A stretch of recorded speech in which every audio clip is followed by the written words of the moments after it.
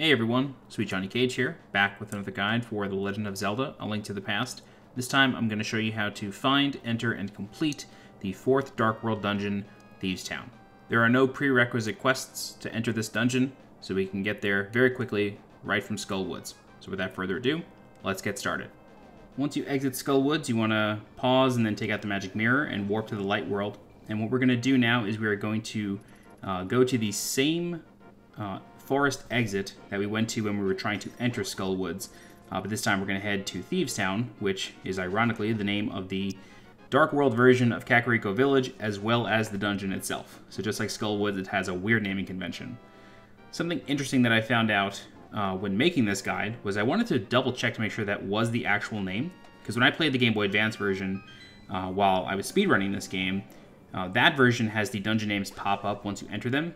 And when you enter this dungeon, it says Thieves Town, but when I was a kid, I never called it that. And in the original Nintendo Power strategy guide for this game, or player's guide, it was called Gargoyle's Domain, which makes a lot more sense considering there's a gargoyle on top of this dungeon. All you gotta do is just grab onto the door, pull back, and eventually it'll let go. Inside the dungeon, you want to run all the way to the north of the first screen, jump off this ledge, go north one screen, and then immediately east another screen. And then you're going to go south one screen, hug this right wall here, dash up the steps, jump off the next ledge, go west one screen, and then you're going to open this chest here for the big key. So this is another quick dungeon just like Skull Woods, but there's a lot of screen moving, so we'll keep up. So go east another screen, back to where you were, and then go all the way north up this path here. Hug the left wall, go up the staircase, go to the right a little, north, and then now you can open this door since you have the big key. We're going to go to the north side of this room, killing some Stalfos along the way. Pick up the pot on the right for a key. Go back down and then open this door. You can kill the 2 enemies in here, you don't really have to. But you're going to encounter some bad fairies and some ghost fairies, I think they're called, in these rooms. And this room has a name.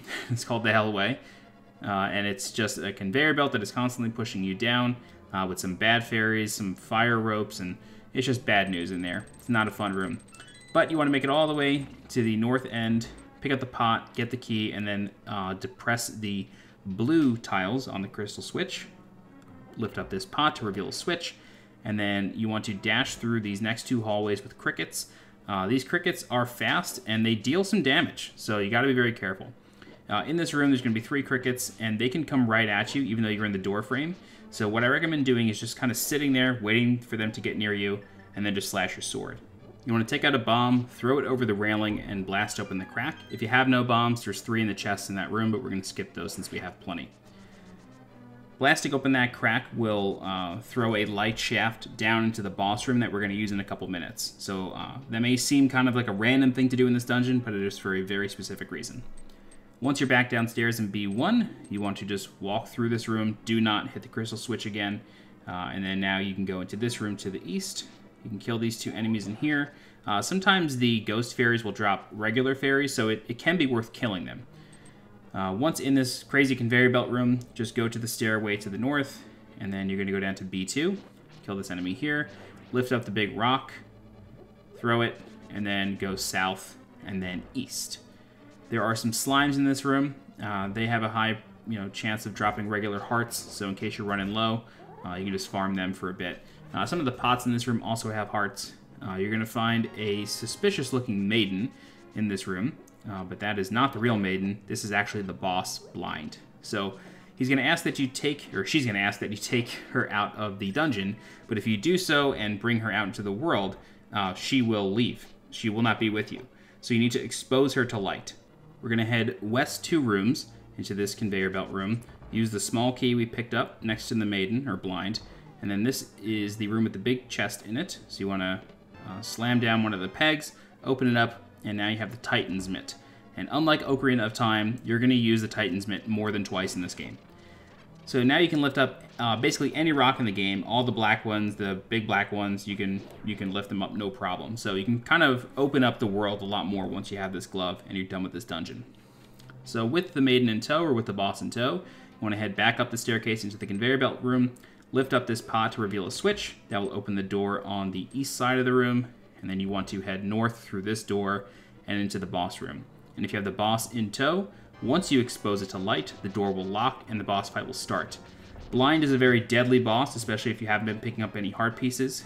You want to hit its head 3 times, and then the head will detach, start flying around the room, spitting fireballs, and then you want to hit the boss 3 more times. The second head will detach, and then you have the third and final form to deal with. It has all the same abilities, can shoot lasers. Every time you hit it, it shoots more fireballs, but you want to hit each form 3 times, and then it will go down. It is a very deadly fight. You have to be very quick. It'll probably take you a few tries, but the general strategy is start at the top of the room, keep slashing your sword. Once the boss spawns, you'll be able to get 1, maybe 2 hits in, and then a 3rd hit right after that, and then just go through the cycles. Don't be afraid to kind of just avoid the boss for a while and kind of get your footing, and just hit when there's an opportunity. You don't have to try to rush it like I do, but that's just the general strategy. 3 hits per form, the boss falls, and you have the 4th crystal. And that's it. If you have any questions, please feel free to leave a comment. I'll do my best to help you out. You can also join my community Discord server. The link for that is in the video description below. If you're looking for more guides for The Legend of Zelda, A Link to the Past, please subscribe to the channel so you get alerted when new guides go live. If you're interested in supporting the channel monetarily, please consider becoming a channel member by clicking the blue join button below this video. Don't forget to follow me on Twitter and on Twitch, and as always, I'm SweetJohnnyCage. Thanks so much for watching, and I'll see you next time. Bye-bye.